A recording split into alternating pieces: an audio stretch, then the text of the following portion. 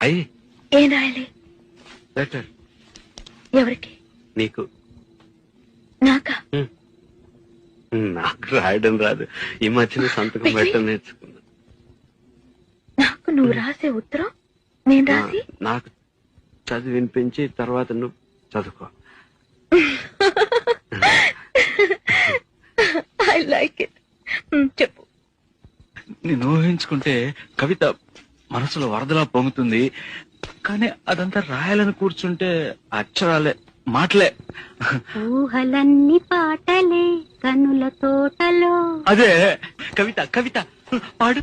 కమ్మని ఈ ప్రేమ లేఖనే రాసింది హృదయమే. ప్రియతమా నీ వచట కుశలమా నే నిజట కుశలమే.